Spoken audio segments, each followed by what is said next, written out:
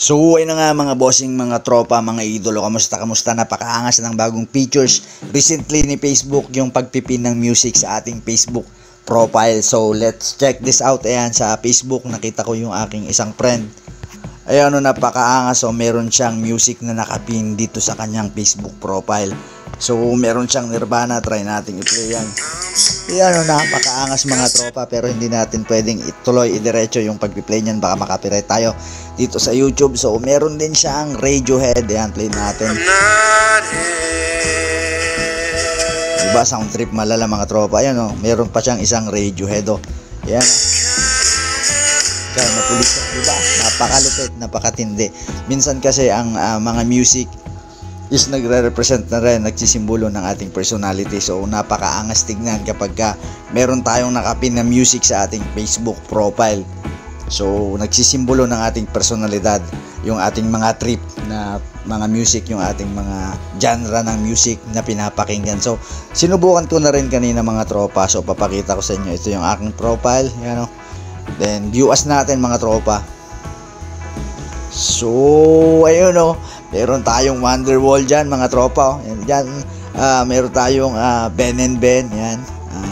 And then Tears Don't Fall, medyo hard yun, hardcore yan. Then medyo smooth yan, syempre yung Ben and Ben. And then meron tayong alternate trip. Yan ang mga trip ko, alternative na mga luma. So tulad ng nakita mo sa ating title, nabasa mo sa ating title, nakita mo sa ating thumbnail, paano nga ba gawin yung pagpipin ng music sa ating Facebook profile. Napakadali lang yan mga tropa. So kailangan pala hindi naka-on yung ating dashboard, yung ating professional dashboard para magawa natin to. Kaya in-off ko kanina yung aking professional dashboard.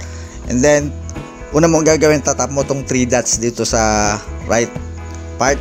And then pupunta ka lang dito sa search. Yan mga tropa. Yan yung una nating gagawin. Pupunta tayo sa search. And then pupunta ka lang dito sa pinakamababa sa shortcut, yung music. Tatap mo lang siyempre yung music. Yan And then dito sa taas, yan na yung mga na-pin out ko. Na-pin ko sa aking Facebook. Dito lang sa right upper part, tatap lang natin yung plus sign. So for example, kung ano yung trip natin, for example, Sponge Cola. So hanapin natin Dragonfly. Try natin kung meron Dragonfly. So ito, try natin i-play mga tropa. So play natin. I've seen you blow right by my window, flew away and I was left inside. Diba mga tropa, add lang natin yan mga tropa. Save lang natin, save audio. So save lang natin. Yan So medyo parang mali yata yung kagawa natin. So hanapin natin ulit Sponge Cola. So try natin itong pansamantala. Then select pala mga tropa. Yan, dito sa tatlong dots na yan, select mo lang yan mga tropa. So select natin yan.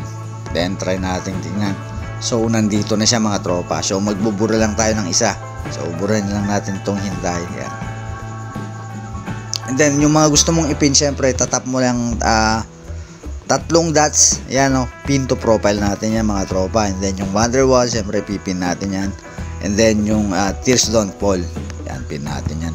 Then back lang tayo mga tropa. And then tap natin ulit yung 3 dots.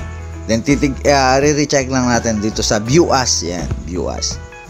So kapag ka browse or tinignan ng tropa mo yung Facebook mo, ganito yung lalabas. Yan nandyan na yung mga pinin natin na music. So ayan, maraming salamat sa panonood. Sana may natutunan ka. Kung gusto mo ma-shoutout, comment down below lang mga tropa dyan sa ating comment section. Gagawa natin yan ng paraan para ma-shoutout kita sa ating mga susunod pang mga content, mga tutorials. So see you sa ating susunod pang mga tutorials. God bless.